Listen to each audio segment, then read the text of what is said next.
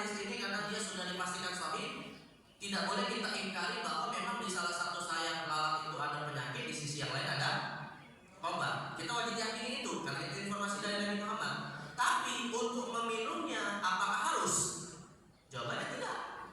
Nah, inilah yang ingin saya katakan, bahwa mencelupkan lalat ke dalam minuman itu adalah syariat, tapi meminumnya bukan sesuatu yang diwajibkan. Nah, maka begitu juga kita membayangkan hukum poligami ini, Mas sekalian. Sesuatu yang disyariatkan, kita wajib meyakini itu bagian dari syariat Allah, nggak boleh kita ingkari. Tapi bukan berarti harus dipraktekkan. Ya.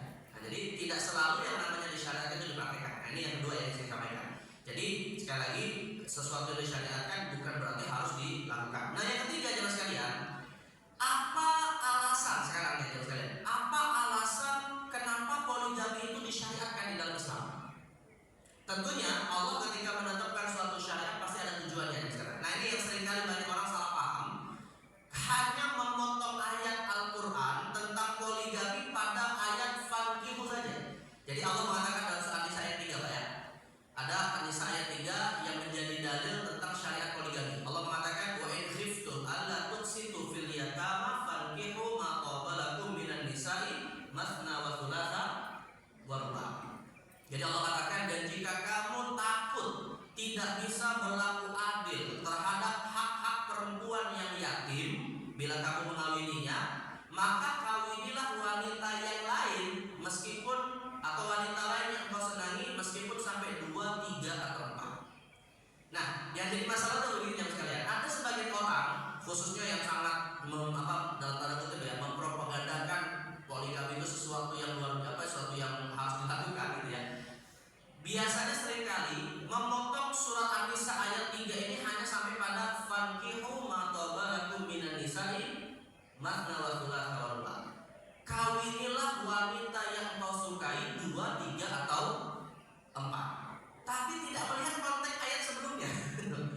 Ayat sebelumnya bicara masalah apa? Jawab sekalian. Terlihat nggak ayatnya?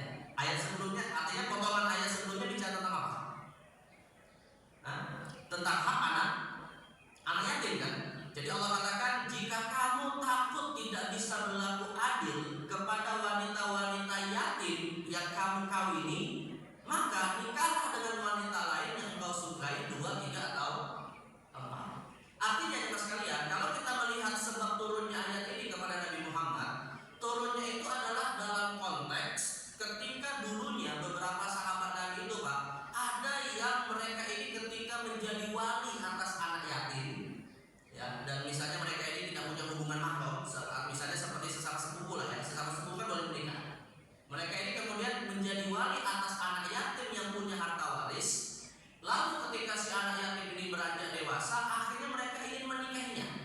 Tapi karena selama dari kecilnya itu dirawat oleh orang yang akan mengawininya ini tadi, akhirnya ketika dikawini, hak-hak anak yatim ini tidak dipenuhi.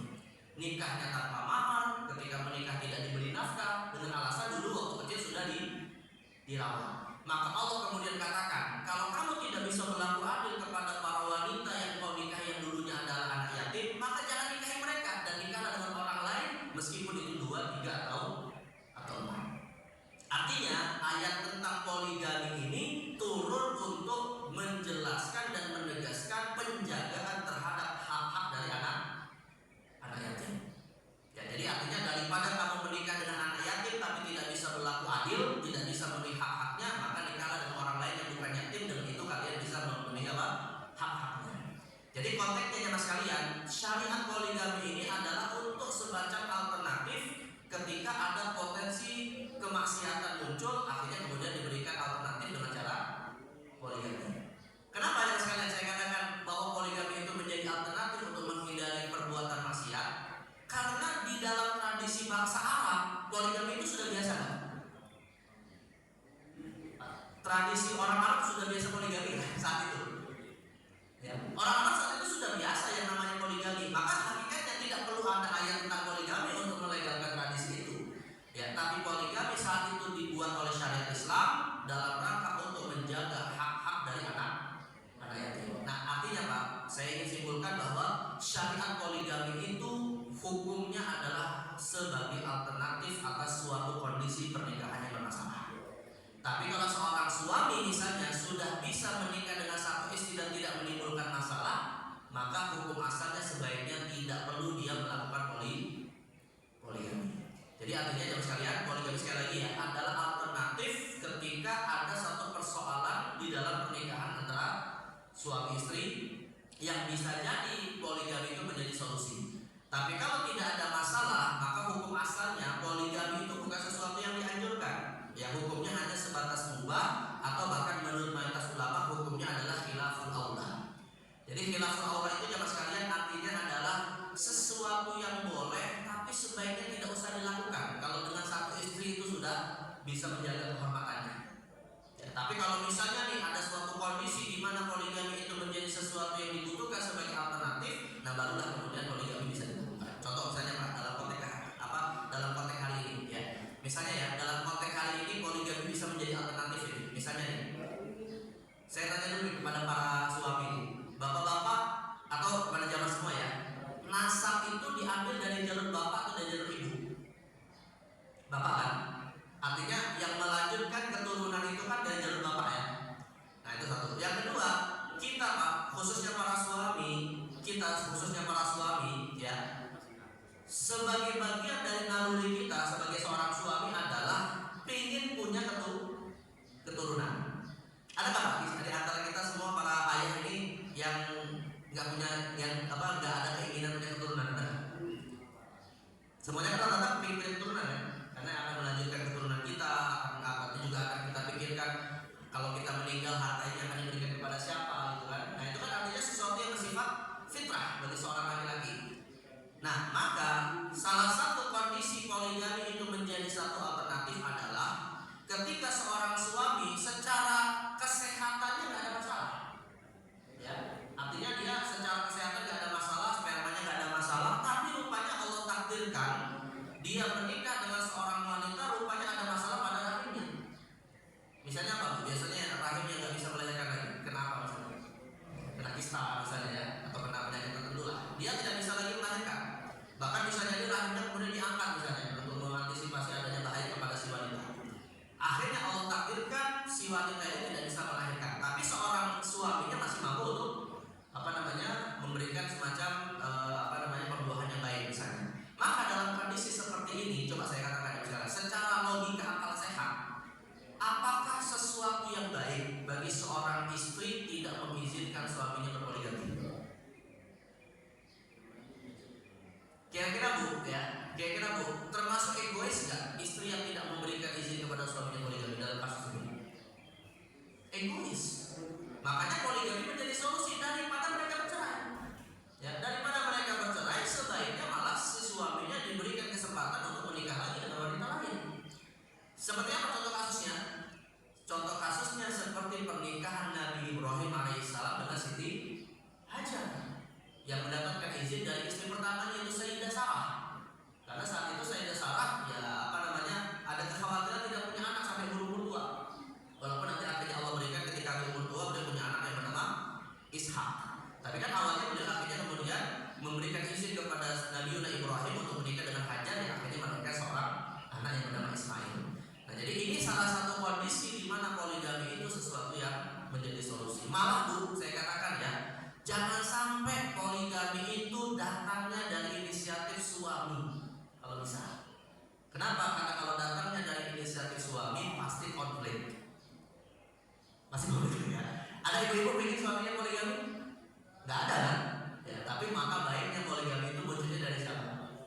Inisiatif istri. Istrinya yang malah memberi kesempatan. Malah istrinya bisa jadi yang akhirnya mencari sendiri istri yang akan dinikahkan kepada suaminya. Tapi ini dengan catatan memang ada hajat untuk suaminya berpoligami seperti kasus yang tadi saya sebutkan. Tapi ya bapak-bapak sekalian, kalau istrinya sudah bisa melahirkan banyak anak, kira-kira perlu lagi nggak poligami? Nah ini juga para suami juga harus sadar gitu ya. Jadi juga harus menjaga perasaan istri. Makanya Nabi Muhammad SAW itu bu tidak ingin, Nabi Muhammad itu tidak ingin Ali bin Abi Thalib menikah dengan istri yang lain ketika masih hidup siapa? Anaknya Sayyidah Fatimah. Dan yang kedua, Sayyidah Fatimah sendiri ketika masih hidup bisa melahirkan 4 anak paling tidak. Hasan, Husain, Muhsin, dan Ummu Kulthum. Artinya tidak ada alasan bagi Ali bin Abi Thalib untuk berpoligami. Ya, di satu sisi sudah punya anak, bahkan ada 4 yang minimal, dan yang kedua Nabi tidak ingin menyakiti hati siapa?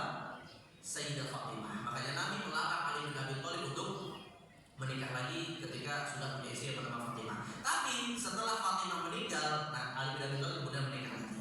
Nah, jadi ini menjadi isyarat bahwa yang namanya poligami bukan pilihan paling utama, kecuali sebagai solusi atas suatu masalah. Nah, kenapa saya sampaikan hal seperti ini jemaah sekalian? Karena para ulama kita berpendapat hukum poligami itu sesuatu yang sebenarnya tidak dianjurkan kalau memang itu tidak dibutuhkan.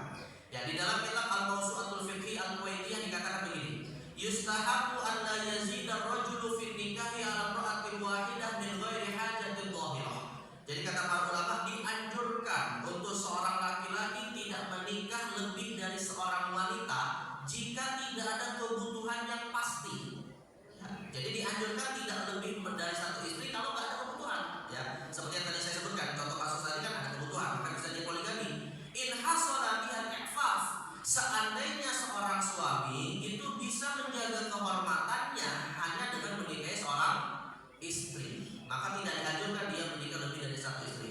Kenapa? Kenapa tidak dianjurkan menikah lebih dari satu istri? Kalau memang tidak dibutuhkan dan sang suami bisa menjaga kehormatannya, lima fi ziyadati 'alal wahidati minat ta'arrud lil muharram. Karena menikah lebih dari satu istri berpotensi seorang suami jatuh kepada perbuatan haram, yaitu menzalimi istri-istrinya yang ada tadi. Kenapa? Saya tanya terus sekalian, kira-kira nih ya, seorang laki-laki yang punya lebih dari satu istri dengan seorang laki-laki yang punya satu istri, mana yang potensi besarnya jatuh kepada kezaliman?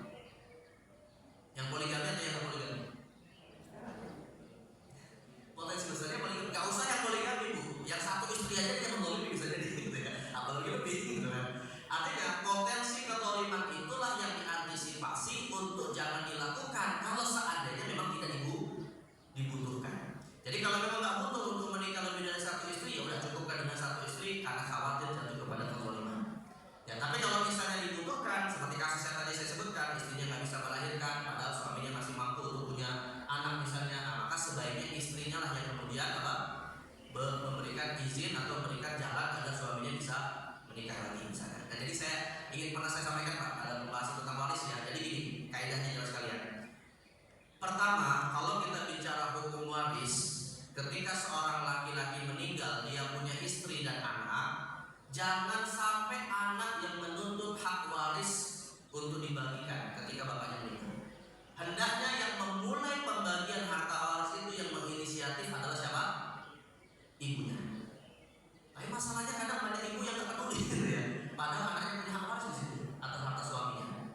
Kenapa? Karena anak meskipun dia benar dan itu menuntut haknya, tapi kalau dia sampaikan kepada ibunya biasanya akan jatuh kepada seakan-akan anak itu durhaka kepada ibunya.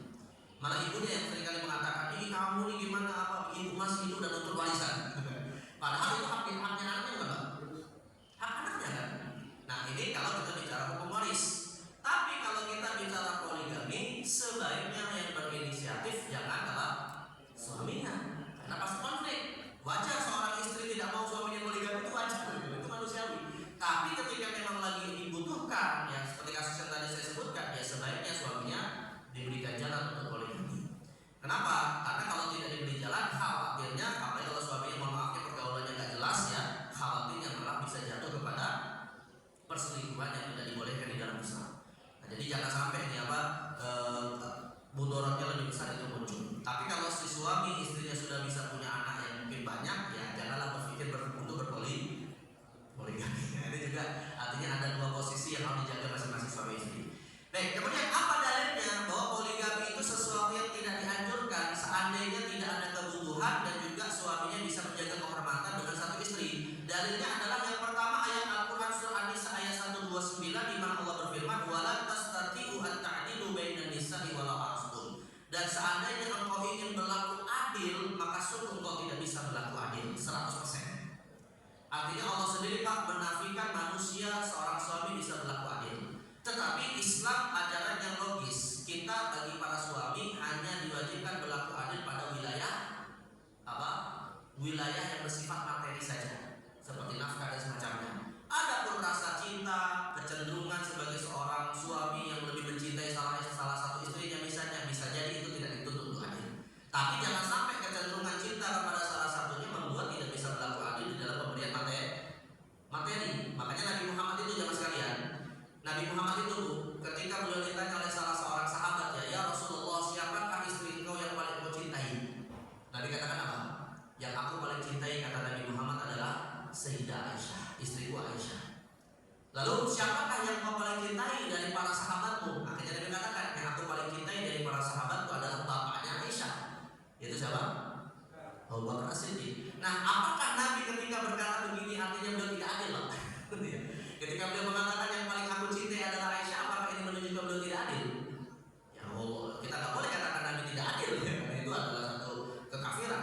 Tapi kita yakini bahwa Nabi Muhammad itu adil. Hanya saja dalam urusan cinta bisa saja kita tidak bisa berlaku adil. Bahkan ya sekalian, ketika Nabi Muhammad punya istri-istri beliau itu, Pak, seperti Aisyah dan lain-lain, tidak jarang sekali atau tidak pernah Nabi kemudian setiap kali bersedekah itu lalu tidak mengatasnamakan istri beliau yang meninggal lebih awal, yaitu siapa? Khadijah. Setiap kali beliau membeli seekor kambing, kambingnya disedekahkan kepada para sahabat, yang beliau sekali mengatakan, kambing ini aku sedekahkan atas nama Khadijah. Sampai-sampai Sayyidah Aisyah cemburu gara-gara Rasul sering melakukan itu. Akhirnya Aisyah mengatakan, ya Rasulullah, engkau telah diganti dengan istri yang lebih baik, yang kau nikahi dalam kondisi perawan, yaitu siapa? Aisyah. Tapi kenapa masih kau sebut-sebut istrimu yang sudah meninggal? Itu Khadijah. Bayangkan Pak, istri yang masih hidup aja cemburu kepada istri yang sudah meninggal. Tapi begitulah Nabi Muhammad, rasa cintanya kepada Khadijah sangat besar sekali. Kata Nabi Muhammad kepada Aisyah dalam hadis riwayat Imam Muslim dikatakan, kata Rasulullah SAW, ya Aisyah, tidak ada yang bisa menggantikan Khadijah di seorang pun. Kenapa? Karena saat aku menjadi seorang nabi, ketika aku dalam kondisi ditekan oleh kaumku, yang pertama membela diriku adalah siapa? Khadijah. Nah, jadi pertanyaannya sekarang, apakah Nabi ketika berkata begini beliau tidak adil? Jawabannya tidak. Beliau adil, tapi adil dalam konteks memberi materi. Nah, jadi perintah adil ini adalah pemberian materi. Makanya Allah mengatakan, tidaklah engkau bisa berlaku adil sekalipun engkau berusaha untuk bisa berlaku adil. Nah, dan kemudian di dalam hadis Nabi Rasul mengatakan, ya sekalian, dalam hadis yang Imam Nasai, maka dalam imro'atani yamilu ila ihdahuma 'ala al-ukhra ja'a yaumil qiyamati ahadu shiqqaihi ma'il. Kata Nabi SAW, barang siapa memiliki dua istri, tapi dia lebih cenderung kepada salah satunya dan mendolimi yang lain, maka nanti di hari kiamat akan dibangkitkan posisi badannya miring. Artinya jemaah sekalian, kalau ingin tahu Pak, para suami yang nantinya atau kalau ingin tahu para suami yang tidak adil ketika poligami, lihatlah nanti di hari kiamat jalannya terseok-seok. Karena Nabi menggambarkan bahwa seorang yang tidak bisa adil itu diazab sebelum dihisab, diazab di hari kiamat sebelum dia dihisab amalnya. Baik, terakhir kita tutup jemaah sekalian dengan syarat-syarat poligami yang kita akan bandingkan dengan KHI.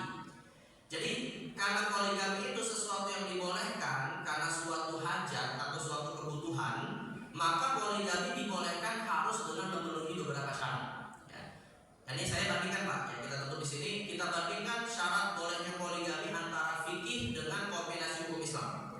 Syarat yang pertama adalah mampu secara harta atau ekonomi.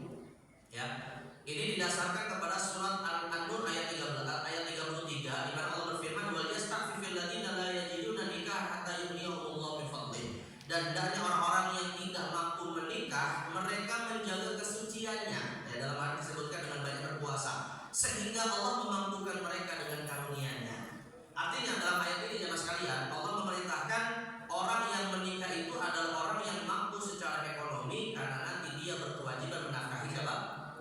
Istrinya. Lah kalau mau menikah saja syaratnya adalah mampu secara ekonomi, apalagi kalau ingin menambah istri. Dan itu pun di dalam kombinasi hukum Islam dikuatkan. Ya, artinya kombinasi hukum Islam menerima syarat ini seperti yang ditetapkan oleh syariat Islam. Di dalam pasal 58 ayat 1 kombinasi hukum Islam dikatakan mampu menjamin keperluan hidup istri-istri dan anak-anak mereka. Jadi artinya, ya mohon maafnya ya, bagi mereka yang ekonominya pas-pasan, yang bahkan ngurusi diri sendiri aja sulit, jangan berniat ingin poligami. Karena poligami hanya bagi mereka yang bisa memenuhi kebutuhan istri-istrinya. Ini syarat yang pertama. Ya, kalau syarat yang pertama mungkin bagi yang kaya mudah lah ya. Syarat yang kedua ya mas kalian, tidak lebih dari 4 istri, khusus bagi laki-laki ya, tidak boleh lebih dari 4 istri. Kalau istri yang kelima dan seterusnya, maka itu istri yang haram dinikahi, dan kalau telah berhubungan seksual jatuhnya zina, dan anak yang lahir dari pernikahan kelima dan seterusnya nasabnya kepada siapa?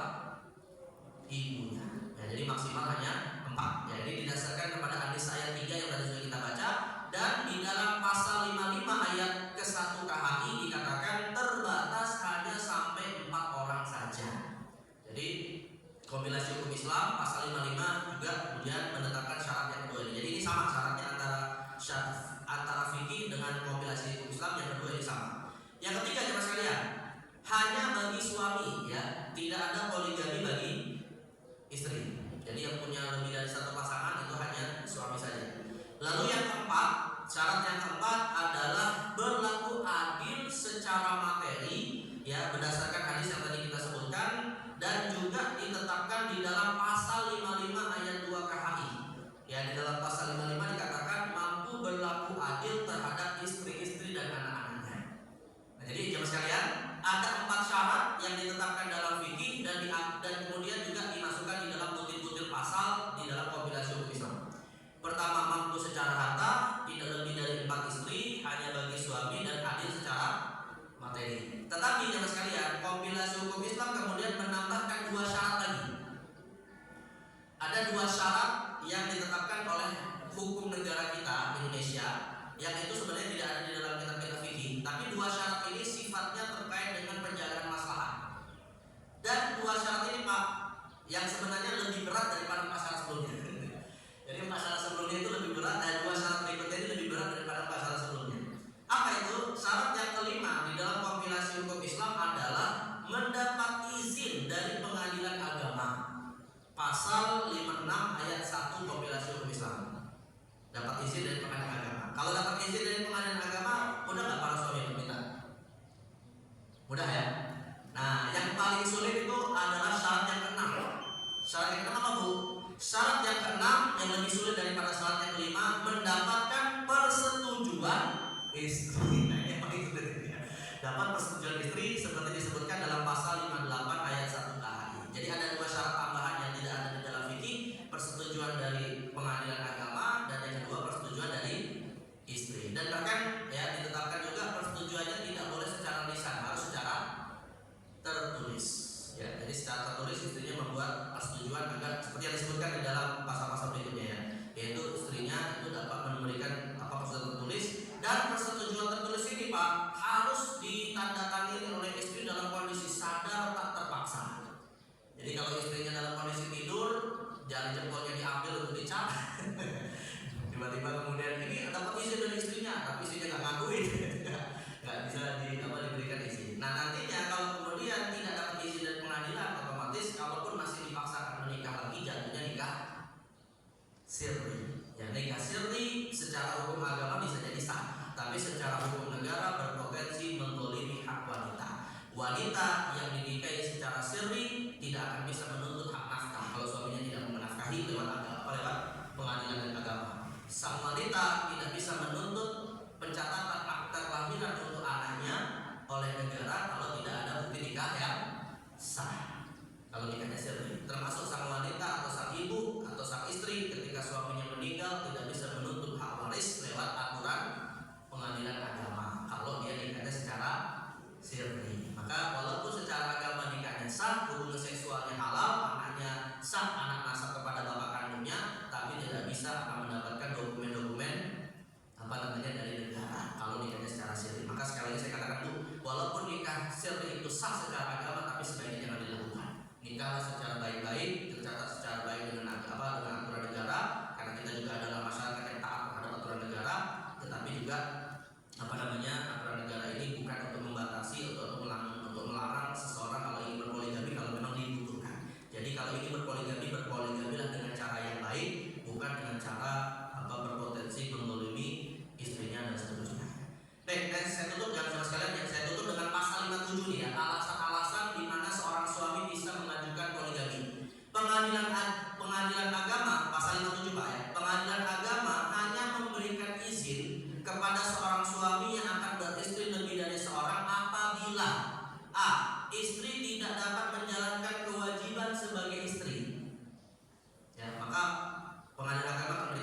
Yang kedua, istri mendapat cacat badan atau penyakit yang tidak dapat disembuhkan. Dan yang ketiga, istri tidak dapat melahirkan keturunan. Ini 3 kondisi di mana pengadilan agama memberikan izin suami berpoligami. Tapi setelah dapat izin dari pengadilan agama, apakah poligami bisa langsung dilakukan? Belum bisa. Ya, harus memenuhi syarat yang berikutnya, dapat persetujuan dari istrinya. Nah, nanti tinggal dinegosiasi saja ketika misalnya istrinya menolak atau seperti apa. Baik, ini bisa dilihat ya di pasal KHI bab ke-9 ada 5 pasal dari 55 sampai 59. Baik, terima sekali Allah SWT mungkin yang bisa saya sampaikan dan sudah masuk waktu syuruk. Jadi sekali lagi mudah-mudahan tidak ada kesalahpahaman terhadap syariat poligami yang Allah syariatkan untuk kita, meskipun tentu dengan catatan-catatan dan juga pemahaman yang harus lebih komprehensif, pemahaman yang tepat bagaimana memahami syariat ini dengan baik.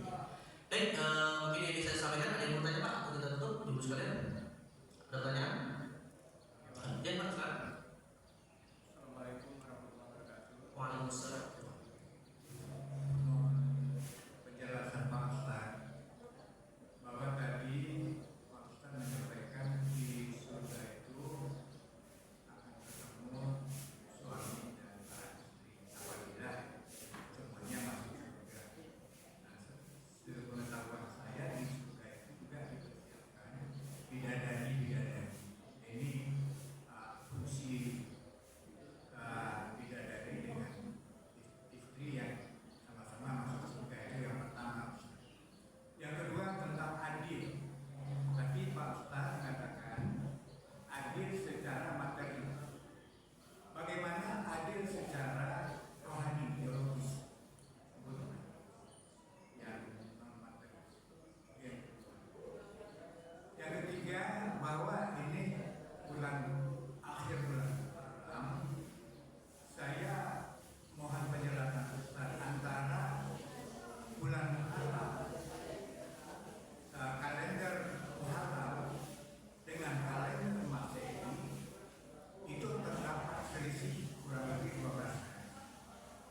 Untuk menentukan umur seseorang secara pasti, apakah menggunakan hukum Masehi atau kalender Masehi atau kalender Hijriah. Namun negara kita menentukan bahwa sistem kenegaraan kita bermuara kepada kalender Masehi, antara lain di Dukcapil itu kelahiran menggunakan Masehi, tapi ada juga double Masehi dan Hijriah. Demikian Ustaz, mohon penjelasan. Terima kasih. Assalamualaikum warahmatullahi wabarakatuh. Waalaikumsalam.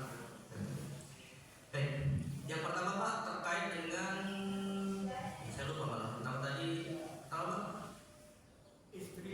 Suami istri. Oh, yang bidadari ya. Nah, baik. Jadi begini teman sekalian, memang betul bahwa di dalam hadis Nabi itu disebutkan ahli surga itu yang laki-laki, ya selain dia mendapat bersama dengan istrinya di dunia, dia juga akan bersama dengan para bidadari. Tapi yang Nabi istri pernah mengatakan Pak bahwa istri di dunia yang soleh tetap lebih baik jauh daripada bidadari yang Allah berikan kepada para laki-laki di dalam surga. Artinya posisi bidadari di dalam surga itu hanya sebagai pelayan-pelayan saja, bukan sebagai pasangan. Ya, jadi mirip-mirip lah ya. Kalau dalam sistem kerajaan itu istri itu sebagai permaisuri, sedangkan bidadari itu sebagai selir-selir saja. Kalau dalam sistem kerajaan, jadi jangan juga kita pahami bahwa bidadari lebih utama daripada istri-istri yang masuk surga. Tetap istri yang masuk surga lebih utama jauh daripada bidadari yang ada di surga nanti. Nah itu satu. Tapi sebagai tambahan ya sekalian, bagaimana dengan para wanita? Kalau wanita dapat apa selain suaminya? Ada nggak bidadara? Hah? Kalau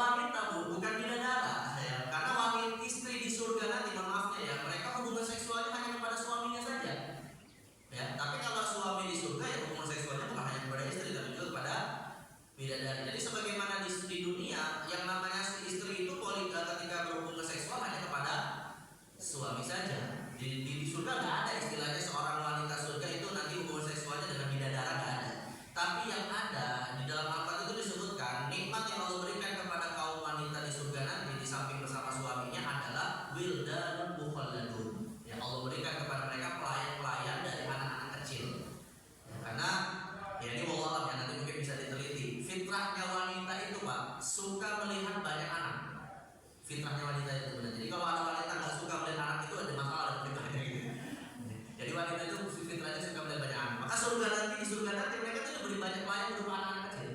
Ya. Jadi antara ada, bahkan ada sebagian ulama mengatakan anak-anak kecil yang meninggal sebelum balik, anak-anak kecil ibu yang meninggal sebelum balik itu kan masuk surga nanti akan menjadi pelayan-pelayan wanita-wanita surga. Ya, ada satu yang mengatakan begitu. Jadi wanita itu fitrahnya suka melihat banyak anak kecil. Tapi sebaliknya kalau laki-laki fitrahnya suka melihat banyak. Nah itu udah beda gitu ya. Jadi sudut pandangnya udah beda ya. Itu fitrahnya gitu. Tapi harus tetap sesuai dengan koridor syariat. Nah itu satu hal ya. Jadi intinya istri surga lebih utama daripada bidadari dan jauh sekali. Baik, kemudian yang kedua tentang masalah adil ya. Tadi saya katakan adil itu sebenarnya terkait dengan materi nafkah, termasuk bukan hanya nafkah saja, materi itu termasuk kesempatan tinggal. Ya, jadi tinggal itu misalnya begini sekarang dalam satu pekan itu kan ada 7 hari gitu ya. Atau misalnya ada 1 bulan itu ada 15 hari. Maka harus adil bersama istri pertama misalnya 15 hari, istri kedua 15 hari. Kecuali kalau salah satu istrinya benar memberikan semacam hak untuk tinggal suaminya lebih banyak kepada istri yang satunya. Seperti yang dilakukan oleh Saudah binti Zam'ah, di mana Saudah ini seorang ahli ibadah, beliau memberikan kesempatan waktu Nabi Muhammad bersama beliau kepada siapa? Aisyah. Makanya Nabi kemudian pada masa-masa giliran beliau bersama dengan Saudah itu beliau tinggalnya bersama dengan Aisyah. Jadi materi itu bukan hanya terkait dengan harta saja, tapi juga terkait dengan kehadiran suami di dalam rumah istrinya. Dan sebaiknya bagus sekalian poligami itu sebaiknya ya poligami itu rumahnya tidak bersama. Jadi kalau ada 2 istri maka rumahnya terpisah sebaiknya. Makanya Nabi Muhammad itu ketika beliau pindah ke Madinah itu ada hujurat, ada kamar-kamar untuk istrinya masing-masing. Nah disitulah Nabi kemudian membagi waktunya secara adil kepada mereka. Nah jadi bukan hanya terkait dengan materi secara harta saja tapi juga itu. Nah pertanyaan berikutnya bagaimana kalau sisi biologis hubungan seksual misalnya ya? Ya kalau perhatian jelas karena tinggal semua pasti diperhatikan gitu ya. Tapi kalau hubungan seksual bagaimana? Nah kalau untuk hubungan seksual Pak itu bukan kewajiban suami. Istri itu tidak punya hak untuk mendapatkan sisi biologi suami, tapi afdolnya dan sunnahnya suami juga memenuhi kebutuhan biologis istrinya. Kenapa? Karena yang wajib hak biologis itu merupakan hak suami, bukan hak istri. Makanya dalam hadis kan dikatakan begini Bu, kata Nabi SAW, jika ada seorang wanita, jika ada seorang suami ingin menggauli istrinya, tapi istrinya kemudian menolak hingga sang suami marah, dan kemudian sang suami tidur di malam hari itu dalam kondisi marah, maka sang istri ini akan dilaknat sampai pagi oleh malaikat. Nah sekarang pertanyaannya bagaimana kalau dibalik? Istrinya ingin hak biologisnya, suaminya karena capek pulang kerja nggak mau memenuhi, langsung tidur. Kira-kira suaminya dilaknat nggak oleh malaikat? Nggak dilaknat, ya nggak dilaknat.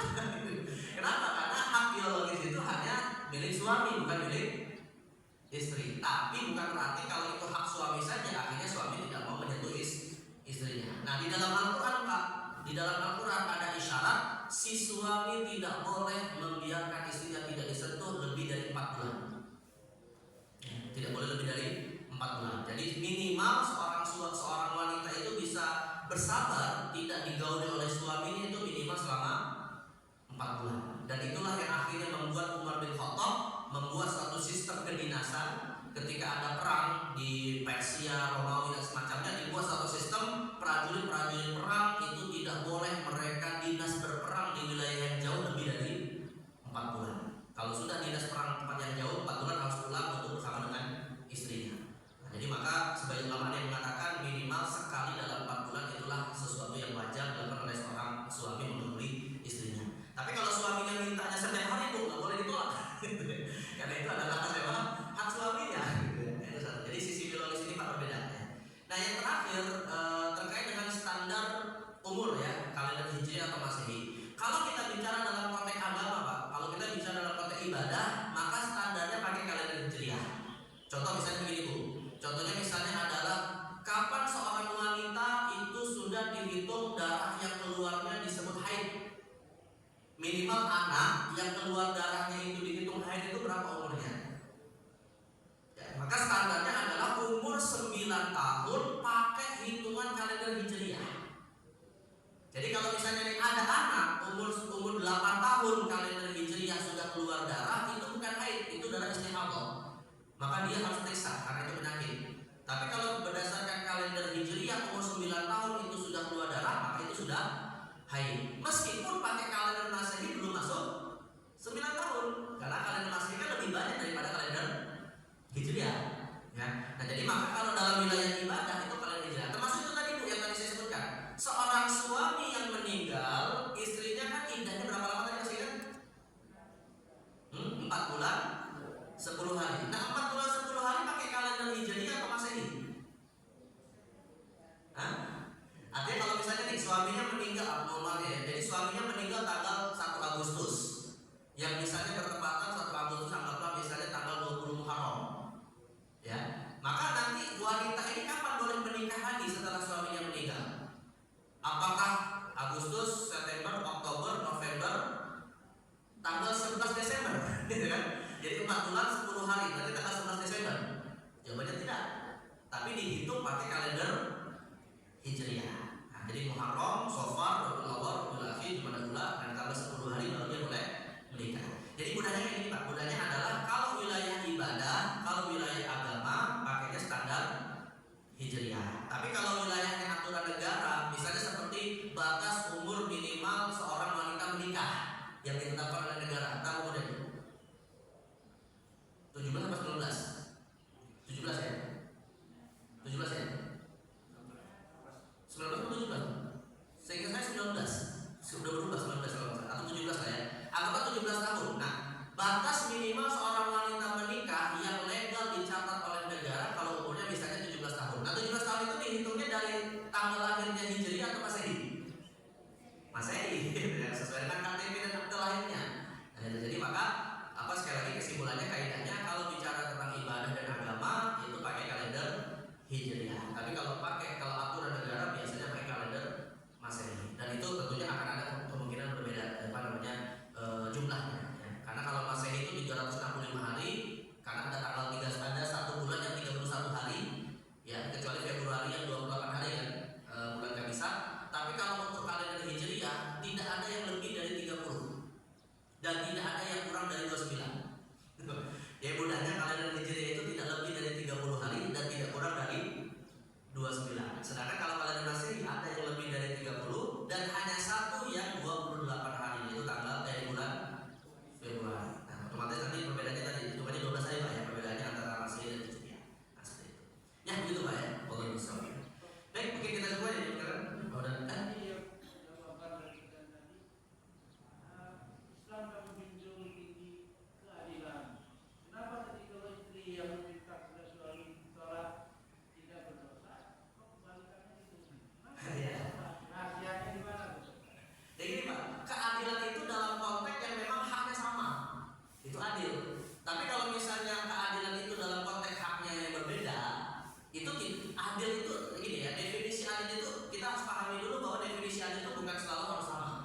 Definisi adil itu adalah proporsional, meletakkan sesuatu pada tempatnya. Yang kalau itu memang haknya adalah diberikan, kalau memang itu kewajibannya maka diberikan. Itulah yang disebut dengan adil, bukan berarti harus sama. Karena kalau misalnya adil itu definisinya sama Pak, nanti bisa jadi seorang ibu akan menuntut jadi imam sholat jamaah. Kalau adil itu maknanya definisinya ada harus sama, ketika Anda dalam rumah tangga, seorang wanita mencari nafkah. Ya, seorang wanita ada nggak sekarang, banyak nggak sekarang ibu cari nafkah? Kerja sebagai wanita karir banyak kan? Nah, apakah gara-gara seorang ibu karena dia mencari nafkah nantinya kalau ada anaknya menikah dia bisa jadi wali nikah? Nggak bisa. Ya, itu tidak disebut sama, gitu ya. Karena yang namanya adil itu dalam konteks yang mana hak dan kewajibannya setara, sama. Tapi kalau dalam konteks yang haknya berbeda, kewajibannya berbeda, maka yang namanya adil meletakkan sesuatu pada tempatnya. Nah, maka di dalam hukum Islam hubungan seksual itu konteksnya bukan setara, tapi hubungan seksual itu konteksnya dalam Islam adalah hak suami, kewajiban istri. Kecuali sebagai ulama ada yang berpendapat untuk 4 bulan tadi yang mana itu durasi yang mana